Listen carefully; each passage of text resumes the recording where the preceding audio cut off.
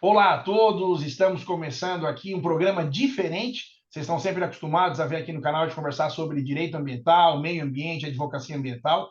E hoje nós estamos com um programa chamado Bate-Papo da Construção, nesse consagrado formato de podcast, que é uma iniciativa aqui do canal e da CEBIC, a Câmara Brasileira da Indústria da Construção. A CEBIC, que existe desde a década de 50, congrega mais de 90, congrega, na verdade, 98 entidades dos 27 estados da nossa federação e tem como objetivo tratar as questões ligadas à indústria da construção e do mercado imobiliário. Então, a gente vai ter sempre esses bate-papos aqui para conversar sobre assuntos inerentes a esse mercado. E o nosso primeiro, o nosso de estreia, tinha que ser efetivamente um programa especial, e é por isso que fiz questão de convidar um dos grandes ícones, um dos grandes expoentes do direito imobiliário brasileiro, meu querido e distinto amigo Olivar Vitali, uma referência aí na área, que gentilmente aceitou o nosso convite, agradeço em meu nome e em nome da CEBIC, para que a gente possa conversar sobre essas questões, Olivar, né, do mercado da construção, do mercado imobiliário, mas com esse viés que você aí trabalha há tanto tempo e tão bem, que é a questão do mercado imobiliário. O Olivar, ele é advogado que atua nessa área, é sócio fundador do escritório VBD Advogados, Vitali Bicali Dias Advogados, e como eu disse, tem uma experiência muito grande. E hoje é dia de Olivar falar para vocês terem essa aula aí e poderem beber do conhecimento dele. Meu caro amigo, muito obrigado por aceitar o convite. É uma honra muito grande a gente estrear esse bate-papo da construção aqui em parceria com a CEBIC, com a tua presença. E te passo a palavra. Primeiro, né, reiterando os agradecimentos, e que você possa falar brevemente aí da tua atuação, meu caro. Bom, muito obrigado, Marcos. É um prazer. Vou reiterar aqui o que eu te falo já há alguns anos. O que você me convidar, eu vou, porque eu sei que é coisa boa e porque você é um grande amigo e uma grande referência em direito ambiental no Brasil. E que tem tudo a ver com direito imobiliário, né, como a gente sabe. Eu sou advogado, eu trabalho com direito imobiliário desde sempre. Comecei já estagiando com direito imobiliário. Tive a felicidade de trabalhar com alguns dos principais profissionais do país na área. Me desenvolvi, passei a ser conselheiro aí de algumas entidades, todas ligadas ao mercado imobiliário, né? O Secov de São Paulo, que é fortíssimo, é uma delas, são várias. E dou aula também desde 2007 sobre direito imobiliário, né? Todo mundo pergunta, pô, você dá aula em um monte de lugar, mas você dá aula do quê? Eu só dou aula de direito imobiliário, que é o que eu tenho a pretensão de difundir, que é um pouquinho desse conhecimento, que é só o que eu faço da vida há pelo menos 28 anos. Muito obrigado, vai ser uma delícia conversar com você aqui. Bom, se há 28 anos, vocês já notaram que ele começou menor aprendiz, né? Então tá ótimo, mas pela experiência do Olivar, e esse é muito bacana, né? Essa forma também que a sala de aula dá, meu caro, de conseguir compartilhar né, o conhecimento. Eu tenho uma frase que eu digo sempre: compartilhar o conhecimento é uma obrigação, e parabéns aí por essa trajetória. E para falar um pouquinho, eu não consigo desvincular, mas para falar, eu queria também aproveitar para a gente falasse um pouquinho sobre o Instituto Brasileiro de Direito Imobiliário, o nosso IBRADIM. O Olivar me convidou a fazer parte. Eu chamo nosso porque realmente quem participa do IBRADIM tem esse sentimento de pertencimento. Me convidou para participar, e como ele só faz imobiliário, eu só faço ambiental, eu digo: meu irmão, você está louco? Você está me convidando por um Instituto de Direito Imobiliário. E ali dá para notar muito claramente também por que o IBRADIM, e por isso aqui eu quero compartilhar isso para que todos da CEBIC possam entender a riqueza disso, por que o IBRADIM dá tão certo. O IBRADIM é um instituto de direito imobiliário que tem uma grande preocupação com todas as outras áreas afins do direito imobiliário. Por isso temos comissão de direito ambiental, e que eu participo com muita honra, tem comissão de direito urbanístico, tem comissão de direito tributário. Então, se você puder falar um pouquinho do IBRADIM também para quem está nos assistindo conhecer um pouquinho melhor, Olivar, e também, ao final, como se alguém se interessar, pudesse se associar, meu caro. Bom, o IBRADIM talvez seja, junto com a minha carreira profissional nos escritórios que eu trabalhei, eu abri meu escritório muito cedo, com 25 anos, o IBRADIM é o que eu mais me orgulho na profissão. O IBRADIM é o Instituto Brasileiro de Direito Imobiliário, como você falou, âmbito nacional. Nós estamos aí em 25 dos 27 estados, mais federação, temos mais de 20 diretorias, uma por estado, quase todos os estados já cobertos com diretoria, que fomentam o direito imobiliário com assuntos locais. Além disso, nós temos 22 comissões temáticas, você, inclusive, na época, meu convite, foi o primeiro presidente da Comissão de Direito Ambiental. Além de ambiental, tem loteamento, incorporação, locação, inovação, e por aí, trabalhista, por aí vai, contencioso. são 22. Então, a gente tenta cobrir todos os temas ligados ao direito imobiliário em todas as regiões do país. Então, é um instituto plural que aceita todo tipo de adesão, não só de advogados, mas de engenheiros, arquitetos, magistrados, desembargadores, que queiram aprofundar o tema direito imobiliário.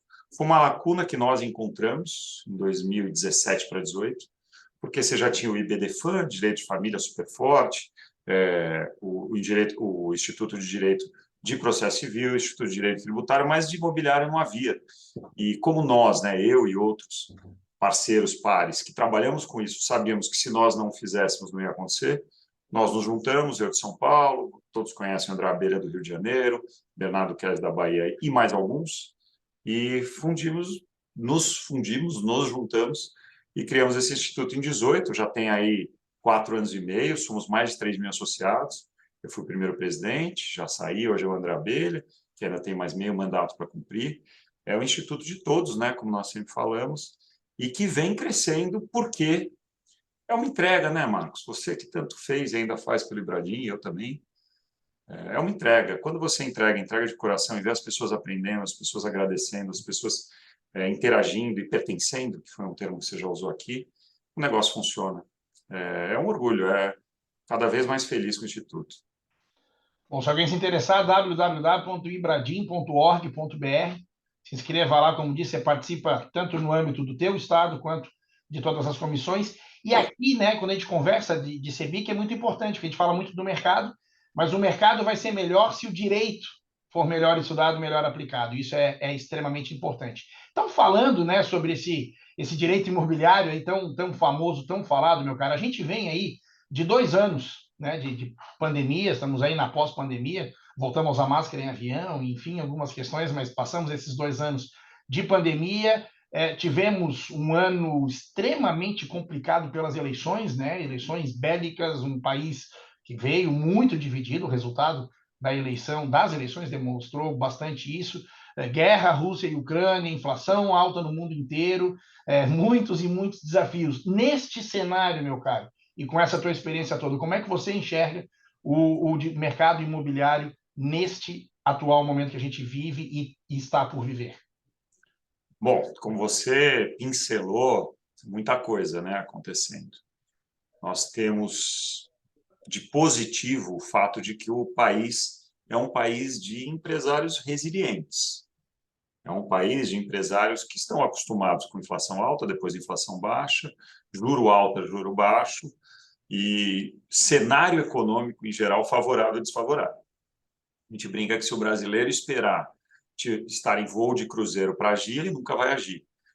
Isso fez com que o nosso empreendedor, e nós estamos falando no caso aqui de empreendimento imobiliário, ele topasse mais risco do que certamente outros em outros países.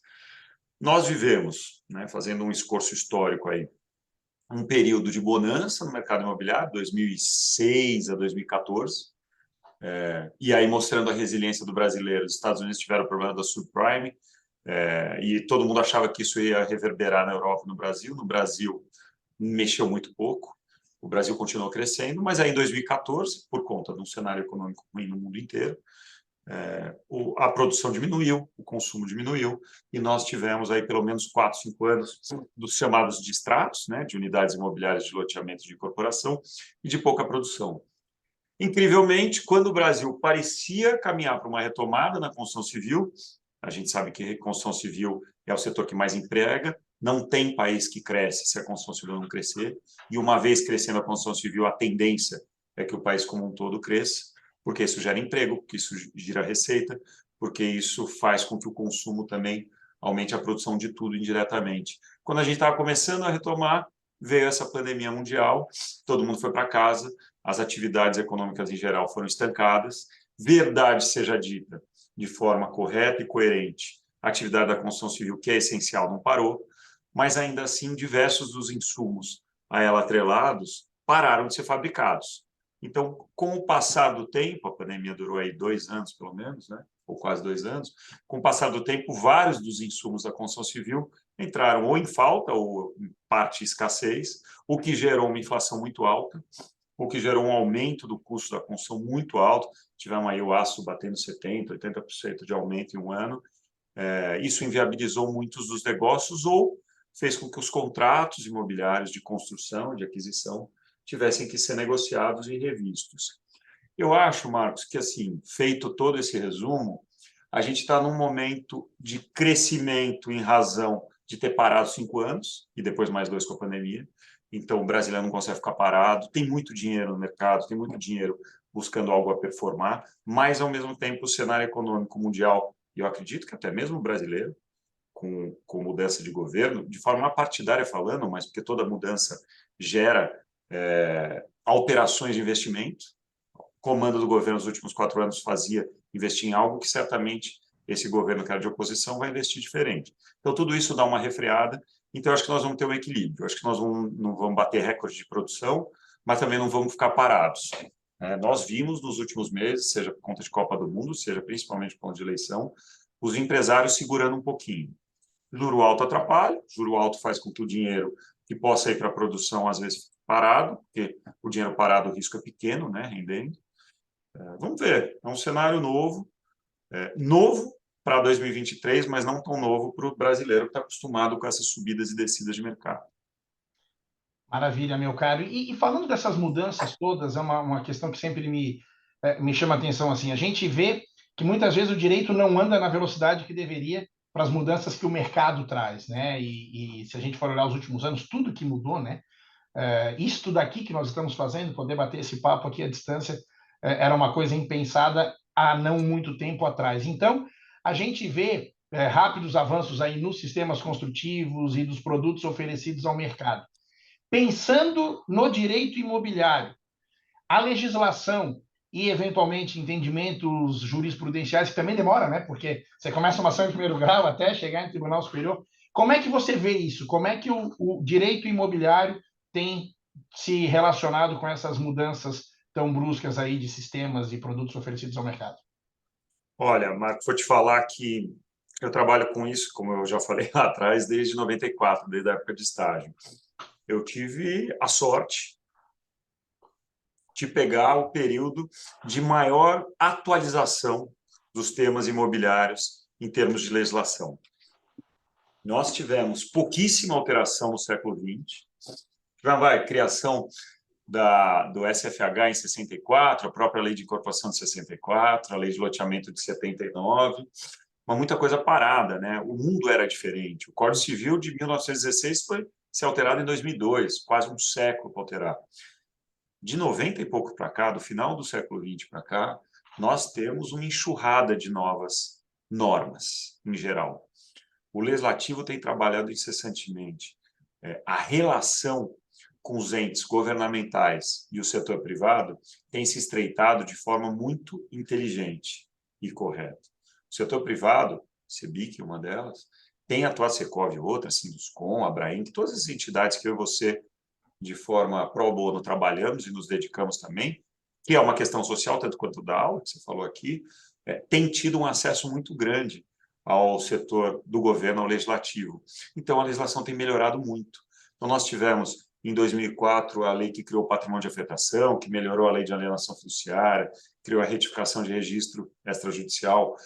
Muito mais recentemente, 2017, a 13465, que criou ou melhorou a regularização urbana fundiária, com a criação da legitimação fundiária, condomínios de lotes. Esse ano, em junho, nós tivemos a 14382, inclusive tem um livro que eu lancei recentemente, com o Melim Chalhub, do André Chalhub e o André Abelha, e desburocratiza, barateia, torna mais extrajudicial, mais célere todos os atos de direito imobiliário, seja nos registros, com a criação do CEP, Sistema Eletrônico de Registros Públicos, seja com melhorias na lei da incorporação, que eu já mencionei, na lei de loteamento, que eu já mencionei, no condomínio de lotes também, criando a adjudicação compulsória extrajudicial, aperfeiçoando a uso capião extrajudicial. Nós estamos caminhando, e faz todo sentido, porque nenhum país no mundo tem tantas medidas judiciais como o Brasil, nós estamos caminhando para soluções extrajudiciais.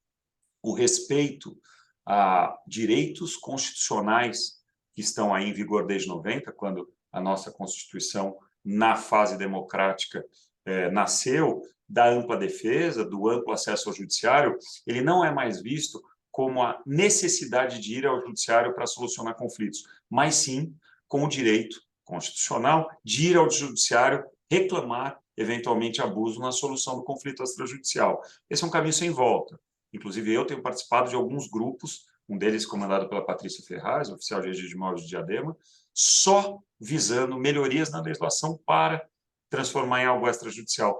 Eu fazia isso antes, Marcos, só que quando eu fazia, eu não tinha eco com o legislativo. Hoje eu tenho. Hoje a gente consegue esse acesso. Ou seja, respondendo objetivamente a sua pergunta, por mais que demore um pouquinho mesmo, da prática, da praxe, da sociedade agindo para se tornar lei, para a lei ser aplicada, nunca esteve tão próximo, nunca foi tão rápido. Isso só traz melhoria para o mercado. Bom ouvir isso, né, meu caro? E essa, como o poder legislativo tem sido, e efetivamente tem sido, né, sensível a essa questão, posso dar o testemunho nos trabalhos que a gente faz enquanto CEBIC, Lei Geral do Licenciamento Ambiental, a Lei das APPs urbanas, surgiu no quintas da CEBIC a possibilidade de fazer essa regulamentação. Então, isso é muito importante, né, que a gente seja ator, não apenas sofra essas questões. Tem uma frase que eu digo muito sobre o direito ambiental, quando a gente vê as ações civis públicas durando 15, 20, 30 anos, que eu não sei qual é o melhor lugar para ter debates sobre as questões ambientais, mas eu imagino que o pior seja realmente o judiciário. Então, a gente conseguir ter essas soluções fora, né, sem demandar o nosso poder judiciário, que já tem tanta demanda, com certeza é muito bom, e que bom que a legislação, como você bem disse, vem acompanhando isso. Mas, meu caro, falando um pouco de urbanismo, falando das cidades, que é onde as questões se desenvolvem, acabei de falar, por exemplo, da Lei 14.285, da possibilidade de regulamentar as APPs urbanas. Como é que você tem visto, e como você trabalha em tantos projetos através aí do escritório, né, de desenvolvimento imobiliário mesmo, como é que você tem visto o desenvolvimento das nossas cidades e o papel do Estado nessa organização, né, das nossas cidades, que é efetivamente onde a gente vive? Então, pela tua experiência, pelos projetos que você participa aí também, através da tua atuação profissional, qual a tua visão disso e do Estado nessa questão? Então, vamos lá, isso é importante, muito importante, porque nós estamos falando de organização e desenvolvimento urbano, estamos falando em mobilidade, estamos falando em excelência em arquitetura e muita coisa junto. Em O que qualidade de acontece? vida também, né, que é onde a gente vive, Sem dúvida, redunda sem nisso. dúvida, sem dúvida, porque cada vez mais o espaço é escasso e cada vez mais a população está crescendo. Então, se você não cuidar para fazer isso direito, você vai ter problemas. E o Brasil, historicamente, é um país de crescimento desenfreado, de uma alteração de 1930, 70%, 80% de população rural para, depois de 60, 70 anos, o oposto. Hoje nós temos aí beirando 75, 80 no urbano. E esse crescimento foi desenfreado, ele não foi organizado. Como é que você organiza isso? A legislação, de novo falando nela, trouxe essa organização. E como que ela fez? Primeiro com o Estatuto da Cidade, que é uma lei de 2001, que obriga toda cidade com 20 mil ou mais habitantes ter o seu plano diretor. E cada cidade, com seu plano diretor, ter uma lei específica de uso e ocupação do solo, chamada lei de zoneamento, né? Não é diferente do que a gente está vivendo isso nas grandes cidades. Então, São Paulo, para usar de exemplo, cidade que eu moro e a maior do Brasil, teve um plano diretor em 2002, revisto em 2014, tem uma lei de uso e ocupação do solo da época de 2002, hoje uma lei de 2016, e é isso que tende a melhorar esse crescimento. O urbanismo é fundamental, porque com o urbanismo vai vir um cuidado ambiental, falando um pouquinho da sua área, vai vir um cuidado de mobilidade, como eu já falei, vai ter um cuidado especificamente do adensamento onde tem que adensar. Porque se você não tiver esse cuidado, você deixa que a população decida, e aí cada um cuida do seu e ninguém cuida do todo. Eu acho que essa questão urbanística, Marcos, está cada vez mais em voga, cada vez mais importante. Talvez seja uma das grandes dificuldades do desenvolvimento urbano e imobiliário, porque para você conseguir uma aprovação e execução de uma obra, você precisa, obviamente, da chancela do poder público, não para criar um direito, mas para reconhecer um direito que você já tem exatamente nessas leis que eu estou falando, e aí você passa por entraves, porque por hora isso é claro, por hora isso é um pouquinho nebuloso. Inclusive, essa é uma das grandes atividades de advogados que trabalham com isso, como eu trabalho também, mas eu acho que é o grande segredo, a grande sacada para o ordenamento do crescimento urbano brasileiro. Perfeito. Gosto muito dessa fala, né, de ter um planejamento, e quando a gente fala com os urbanistas, nos eventos, muitas vezes, né, os painéis, que não são só jurídicos, são sempre tão ricos, na questão ambiental, hoje se criou um princípio chamado princípio da proibição do retrocesso, que muitas vezes, quando se quer adensar a área, foi exatamente o que você falou, isto ambientalmente pode ser positivo. Tem gente que fala, não, mas isso é um retrocesso. Eu penso que planejar a cidade nunca é retrocesso, sempre é avanço, e muito legal ouvir essa tua visão, meu caro. Eu podia passar aqui as próximas horas tendo aula com você, mas a gente já encaminhando para o final aqui, meu caro. Eu queria te fazer uma pergunta que, assim, você tem essa experiência, como você diz, desde a década de 90, já provou ser um estudioso desde muito antes, né, citando aqui as transformações e grandes projetos que passam aí pelo VBD, pelo teu escritório, olhando, né, rememorando o que foi o direito imobiliário e o que ele é hoje. E aí perguntaria para o Olivar, o que você acredita que ainda precisa melhorar? Né? Vamos começar um novo ano, um novo momento e novos anos. O que você acredita nessa tua visão, rememorando o que aconteceu, que pode melhorar e precisa melhorar? Bom, Marcos, eu acho que, né, quando eu comecei a trabalhar com isso, eu lembro de almoço em família, conversa com amigos de parentes, né, porque eu era muito novo. Todo mundo fala, mas o que você faz? Você fica olhando esse contrato de locação de lojinha? Você assessora alguém para comprar uma casa no interior? E também, né, a gente também faz isso. Mas o direito imobiliário, ele se aperfeiçoou e se tornou mais complexo, assim como os serviços, especialmente os produtos imobiliários, né? O Brasil, ao longo das últimas décadas, seja porque o Brasil mesmo cresceu, como eu já mencionei aqui, principalmente no começo do século XXI, seja porque teve muito aporte estrangeiro, ele passou a ter desenvolvimento imobiliário bastante refinado. O direito imobiliário seguiu junto. Quais os problemas que a gente tem, então, e até pela evolução legislativa que eu já mencionei, quais os problemas que a gente tem, então, que precisam melhorar e que eu espero que melhore? Porque se o mercado imobiliário vem cada vez mais complexo e melhor, se o direito imobiliário conseguiu acompanhar, e eu sou prova viva disso, inclusive parte atuante, eu como tantos outros operadores do direito, o que falta? Falta aquilo que falta para tudo no Brasil, que é segurança jurídica. Você que trabalha com direito ambiental, um mestre, um fera, um dos maiores conhecedores da matéria, eu fico imaginando a loucura que é para você, que se é já para mim, mas para você ter que explicar para um cara que vem de fora do país que aqui, mesmo seguindo a regra, você não está seguro, que aqui nem o passado é certo. Quantos e quantos casos nós vivemos, especialmente questão ambiental, questão do não retrocesso, aí você vai falar muito melhor do que eu, que você decide o seu caso, você ganha ou perde o seu caso, aquilo faz coisa julgada e dali para frente você continua inseguro, porque qualquer novidade, qualquer alteração, volta o tema e aí, especialmente ambiental, mas não só, isso pode cair. Então, num país em que até o passado é incerto, o que nós precisamos é de segurança jurídica. Eu sempre falo, o empreendedor imobiliário, ele tem muito risco. Risco do negócio, risco do produto que ele colocar no mercado não dar certo. Esse risco é dele. Esse risco é inerente à atividade. O risco que ele não pode assumir é a mudança da regra do jogo, no meio do jogo.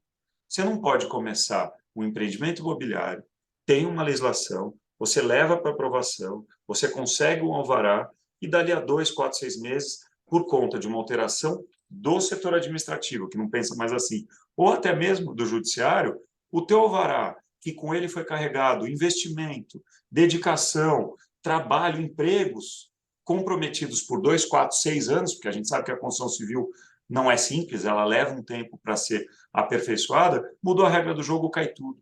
Cai junto todo esse investimento e toda essa malha atrelada ao negócio específico. O país tem que parar de condenar quem gera emprego, quem gera trabalho, e tem que começar a enxergar o que a gente quer, né?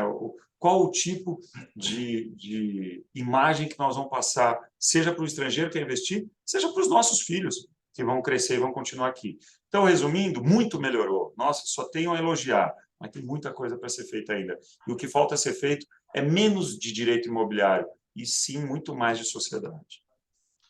Perfeito, meu cara. É é uma resposta que acho que para quem ouve e está passando por esses problemas, ela é terapêutica, né? Porque vê que não está passando sozinho. E também traz, né, esse ânimo de que me parece que a gente tem que, como sociedade, entender isso. Eu acho que você pode testemunhar, vou te fazer uma penúltima pergunta aqui sobre questão ambiental, que os empreendedores que chegam no teu escritório e que trazem projetos, eles querem fazer desenvolvimento sustentável. Não existe outro desenvolvimento que não seja com sustentabilidade, até porque o mercado exige isso. Então, se alguém falar, mas está dizendo que o empreendedor é bonzinho, nem precisa chegar nisso. É uma questão, como você disse, e o direito ambiental traz isso, né? Um direito intergeracional, presentes e futuras gerações, e a questão do mercado imobiliário de moradia, que é dignidade da pessoa humana. Então, todas essas questões, é bem isso.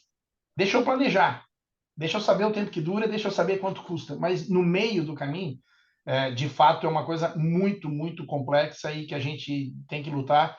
E gostei muito da tua fala. Não estou falando mais só de direito imobiliário, estou falando de sociedade como um todo. Então, eu queria te perguntar ainda, meu caro, já nessa linha, assim, como é que você vê essa interface do direito imobiliário com o direito ambiental? Que, para mim, particularmente, foi muito enriquecedor entrar no Ibradim, né? E conversar, olha, a gente tem que licenciar para depois poder construir, poder fazer os contratos, os distratos.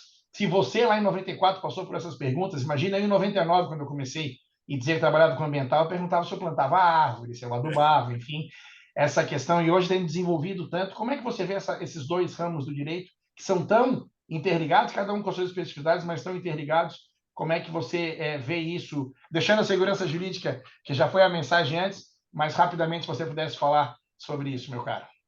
Eu vou começar a introduzir contando uma história que eu sempre conto em aula, quando vem esse tema. Em 98, se eu não estiver enganado, eu ainda não tinha meu escritório. Eu abri, ainda que muito cedo, abri meu escritório em 2001. A gente estava assessorando, né, para o escritório que eu trabalhava, um dos grupos estrangeiros que desenvolveu o que hoje é o Panambi, o bairro do Panambi.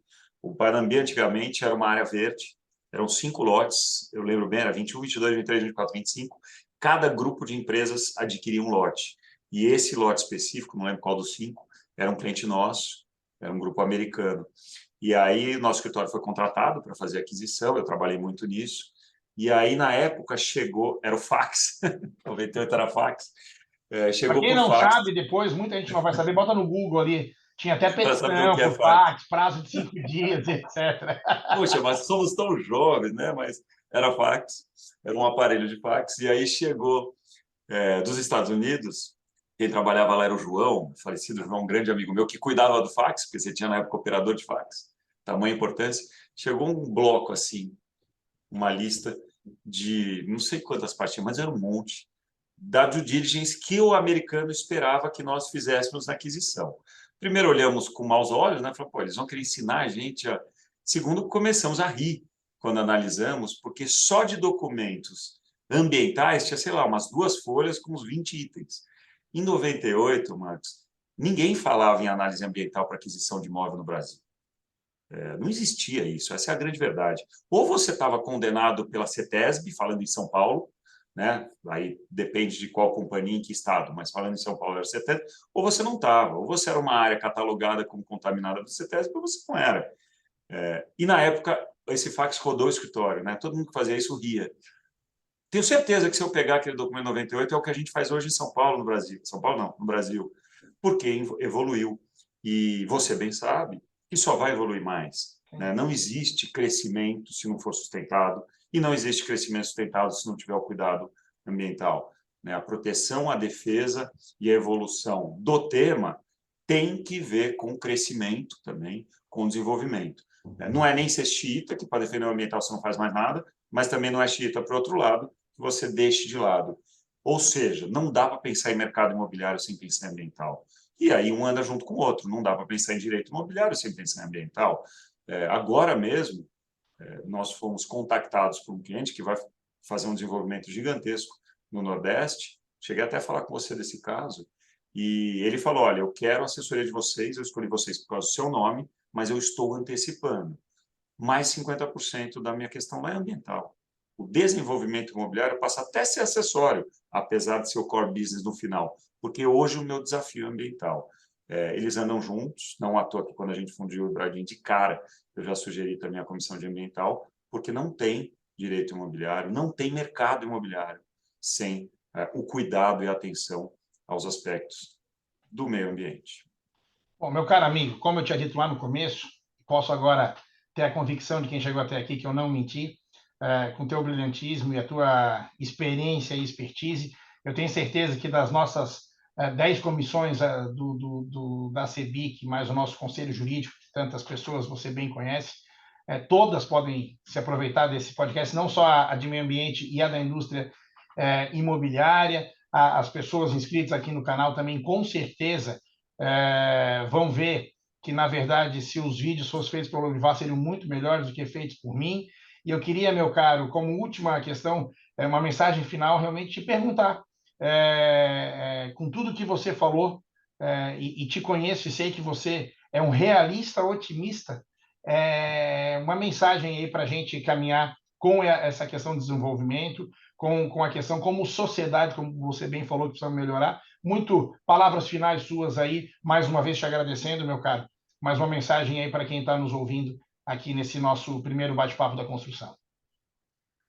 Bom, eu sou um otimista, você sabe. Eu acho que, apesar dos percalços, falei aqui de alguns, inclusive, dos obstáculos, o setor vai se qualificando, o setor vai se autorregulando muitas vezes.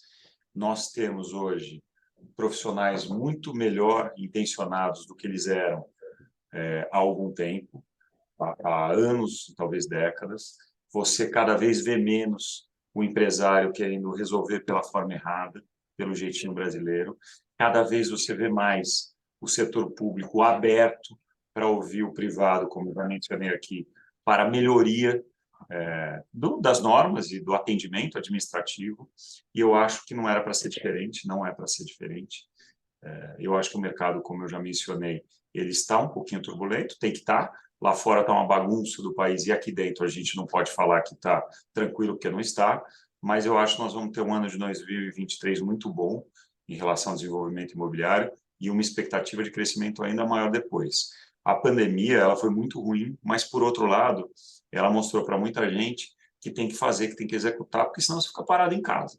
Parado em casa ninguém aguenta mais. Então, eu acho que vai girar muita coisa, eu acho que o desenvolvimento, de forma ordenada, como eu falei, é o que nos espera.